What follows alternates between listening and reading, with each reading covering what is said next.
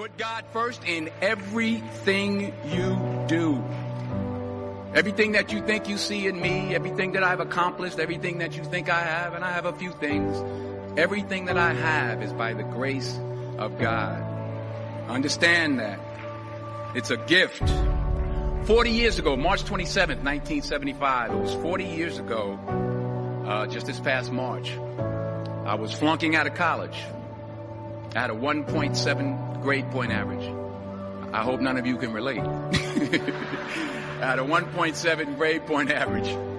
I was sitting in my mother's beauty shop. They still call it beauty shops now? What they call it now? Yeah, I was sitting in the beauty parlor.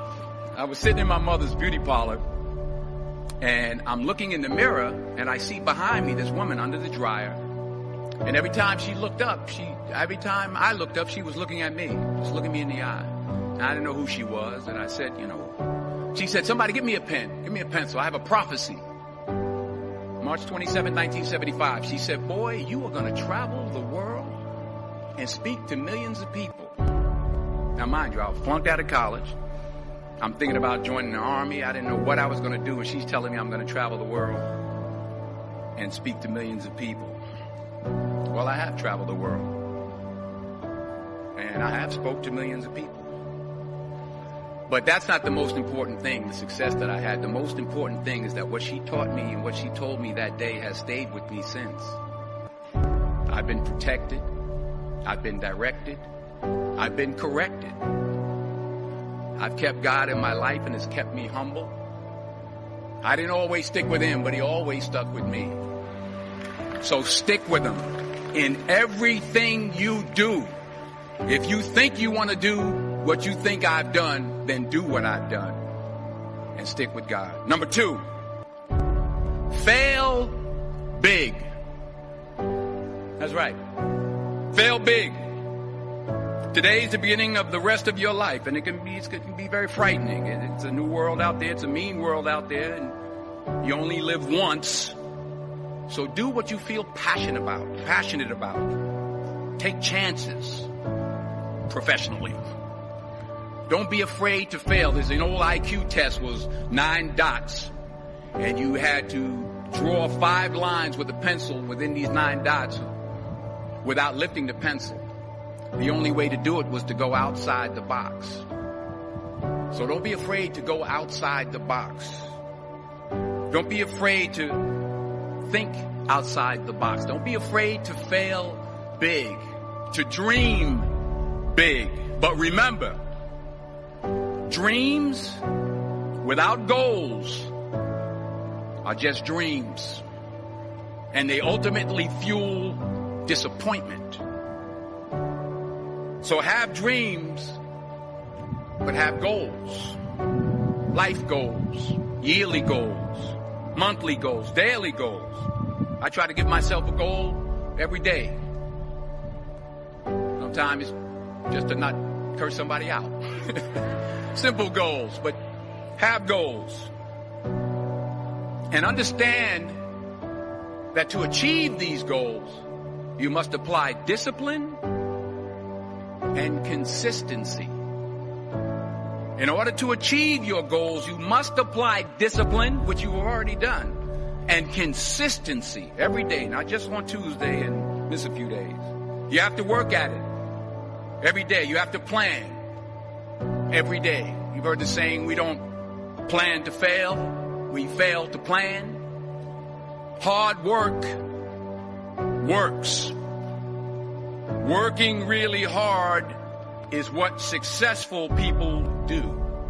And in this text, tweet, twerk world that you've grown up in, remember, just because you're doing a lot more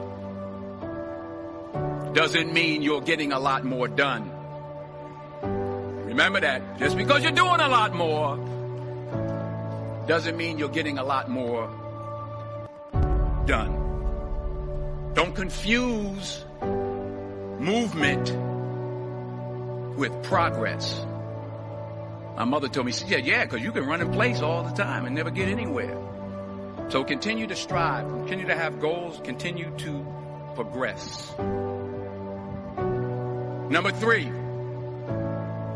You'll never see a U-Haul behind a hearse. I'll say it again. You'll never see a U-Haul behind a hearse. I don't care how much money you make, you can't take it with you. And it's not how much you have. It's what you do with what you have.